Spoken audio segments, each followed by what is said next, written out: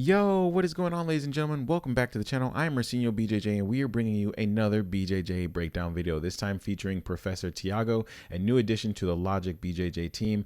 And before I get into how I got flipped turned upside down in this clip you're seeing here, I just want to say thank you guys for supporting the channel, liking the videos, commenting on the videos, and giving me suggestions. And I will be bringing more videos to the channel. So with all those plugs out of the way, let's get into this video. So here we are, we're going to slap bump, and I am immediately going to start opening the lapels. I always use the lapels when I can, so I always open them in the beginning of the match. He's got a very deep collar and sleeve grip. I'm not even going to try to break him because he's definitely a lot stronger. He's going to keep those grips. What I'm doing here is I'm making a fatal mistake. I'm keeping my hips way too away because I wanted to pull guard, but I make a fatal mistake.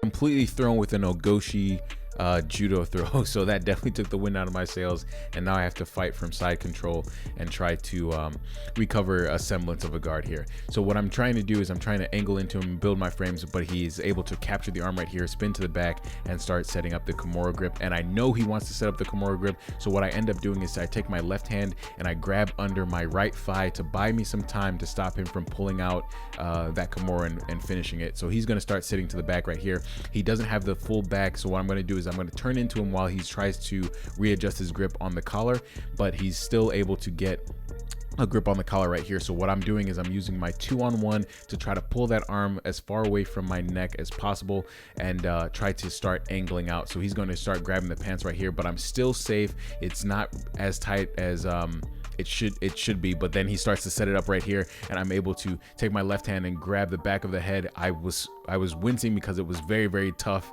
It was starting to get really, really tight, but I was able to get out of it and start trying to set up a guard passing situation here. So with his left hand, he's got a dangerously strong grip on my pant leg right there, and it's kind of stopping me from setting up any type of guard passing because I can't put my foot to the ground. And so what I want to do here is try to angle my knee down. As you can see, sometimes I'm angling my knee down. What I want to do is try to loosen that grip and start escaping to get into a scramble position, but I'm not able to, and he's able to set up the full X, drop that leg, and get this sweep right here.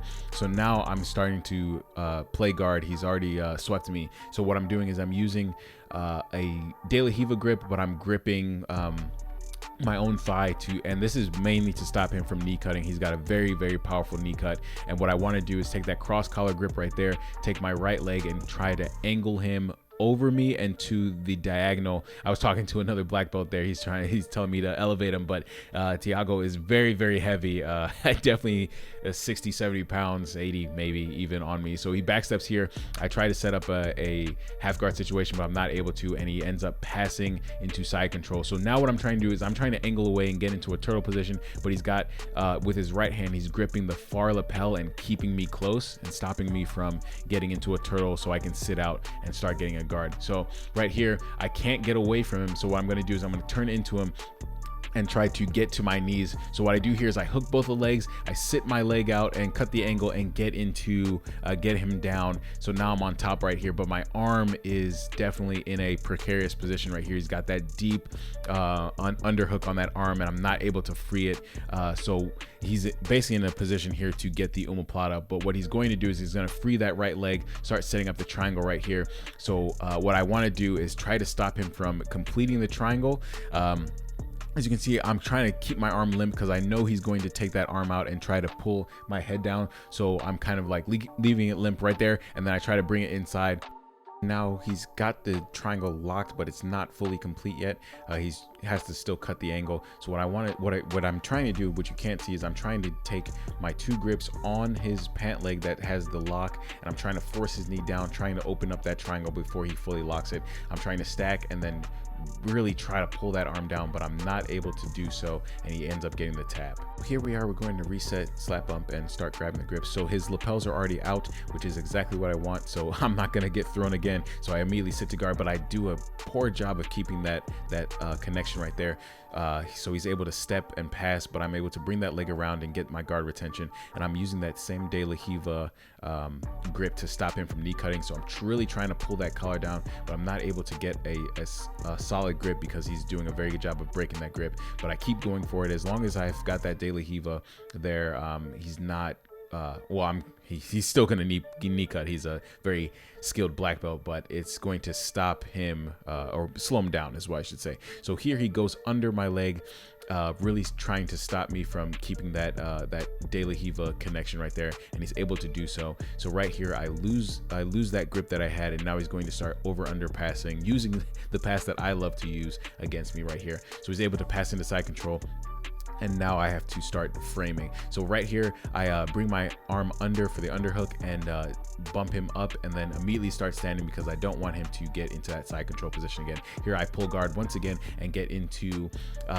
this X guard lapel position. Actually, it's been made famous by Gannon Lang. It's called Enter the Anubis, or the Anubis guard, which is the single leg X lapel. And what I try to do right there is I try to sit up and try to sweep him, but he's very, very good about keeping the pressure on me. I'm still keeping that grip and tying that leg down. So what I really want to do is stop him from moving around my guard.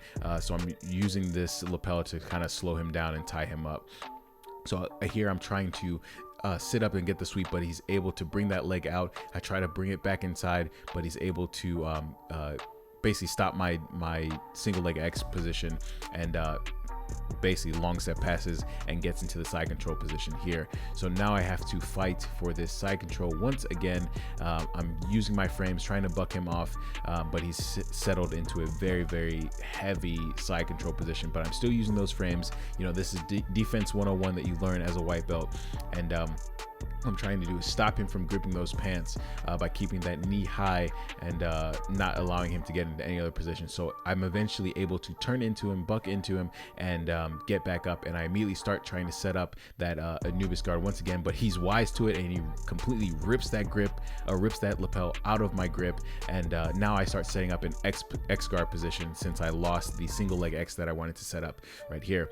So I'm not able to actually fully extend him. He's doing a good job of pinching his knees, if you can see that, and he immediately steps out of the entire X and starts to try to set up a pass, but I'm able to get the X position again. But now what I really need to do is extend my legs, but he's doing such a good job. He's so heavy of stopping me from extending out as much as I can. So he backsteps out that way. I try to get my guard back in front of me right here by framing, trying to bring my left leg inside, and I eventually end up bailing, but he's got a good grip on the lapel right there and stops me from bailing. And then I'm not able to escape by turning away, so I try to turn into him, and he ends up back in side control once again.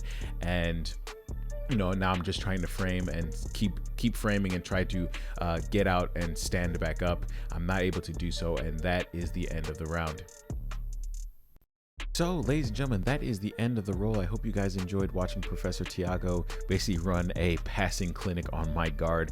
But a few takeaways for me: the defense and the guard retention and the framing. These are things that you learn as a white belt up until blue belt. Actually, you should be learning them all throughout your jiu-jitsu career, and they're very, very helpful in allowing you to recover guard and get out of dangerous situations. As you can see, multiple times in this video, I was in a danger of very many submissions and guard passing positions, but I was able to use my frames, use my guard retention to get out and start setting up my attacks. So please, if you're a white belt or blue belt, I'm going to go over this in another video, but if you're a lower belt, don't skip out on the fundamentals of defense. They're gonna carry you through your jiu-jitsu career. So with all that out of the way, thank you guys again for watching and supporting the channel. I hope you guys have an amazing day, and I will catch you on the next one. Peace.